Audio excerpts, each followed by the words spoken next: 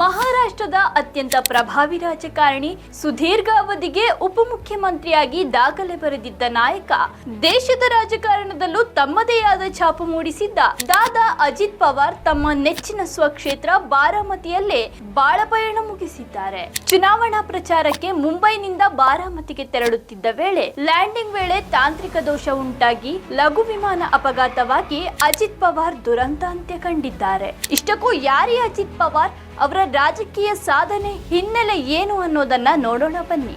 ಮಹಾರಾಷ್ಟ್ರದ ಪ್ರಭಾವಿ ಪವಾರ್ ಕುಟುಂಬದ ಕುಡಿ ಅಜಿತ್ ಪವಾರ್ ಅವರು ತಮ್ಮ ಚಿಕ್ಕಪ್ಪ ಶರದ್ ಪವಾರ್ ಅವರ ಮುಖಾಂತರ 1982ರಲ್ಲಿ ಸಹಕಾರಿ ಸಕ್ಕರೆ ಕಾರ್ಖಾನೆಯ ನಿರ್ದೇಶಕ ಮಂಡಳಿಗೆ ಆಯ್ಕೆಯಾಗೋದ್ರ ಮೂಲಕ ರಾಜಕೀಯಕ್ಕೆ ಪ್ರವೇಶಿಸಿದ್ರು. ನಂತರ 1991ರಲ್ಲಿ ಪುಣೆ ಜಿಲ್ಲಾ ಕೇಂದ್ರ ಸಹಕಾರಿ ಬ್ಯಾಂಕಿನ ಅಧ್ಯಕ್ಷರಾಗಿ 16 ವರ್ಷಗಳ ಕಾಲ ಸೇವೆ ಸಲ್ಲಿಸಿದ ಇವರು ಸತತವಾಗಿ ಅಲ್ಲದಿದ್ರೂ ಮಹಾರಾಷ್ಟ್ರದಲ್ಲಿ ಅತಿ ಹೆಚ್ಚು ಬಾರಿ ಉಪಮುಖ್ಯಮಂತ್ರಿಗಳಾಗಿ ಸೇವೆ ಸಲ್ಲಿಸಿದ ಹೆಗ್ಗಳಿಕೆಗೆ ಇವರು ಪಾತ್ರರಾಗಿದ್ದಾರೆ.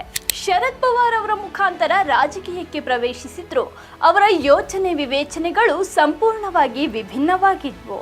ಹಣಕಾಸು, ನೀರಾವರಿ, ಗ್ರಾಮೀಣಾಭಿವೃದ್ಧಿ ಹೀಗೆ 10 ಹಲವು ಖಾತೆಗಳನ್ನು ಅಜಿತ್ ಪವಾರ್ ಅವರು ಸಮರ್ಥವಾಗಿ ನಿಭಾಯಿಸಿದ್ರಿಂದ ಮಹಾರಾಷ್ಟ್ರದ ಜನತೆ ದಾದಾ ಅಂತಾನೆ ಕರೀತಿದ್ರು. ವಿಶಿಷ್ಟವಾದ ಆಡಳಿತ ಶೈಲಿ, ಸ್ಪಷ್ಟ ನಿಲುವುಗಳ ಮೂಲಕವೇ ದೇಶದ ಗಮನ ಸೆಳೆದಿದ್ದ ಅಜಿತ್ ಪವಾರ್ ಅವರು ತಮ್ಮ ನೆಚ್ಚಿನ ಸ್ವಕ್ಷೇತ್ರ ಬಾರಾಮತಿಯಲ್ಲಿ ಕಾಲನ ಕರೆಗೆ ಓಗೊಟ್ಟು ಬಾರದೂರಿಗೆ ತೆರಳಿದ್ದಾರೆ. ಅಜಿತ್ ಪವಾರ್ ಅವರ ಅಗಲಿಕೆಯು ಕೇವಲ ಮಹಾರಾಷ್ಟ್ರ ಮಾತ್ರವಲ್ಲ, ಇಡೀ ದೇಶಕ್ಕೆ ನಷ್ಟವನ್ನುಂಟು ಮಾಡಿದೆ ಅನ್ನೋದು ಮಾತ್ರ ಸುಳ್ಳಲ್ಲ.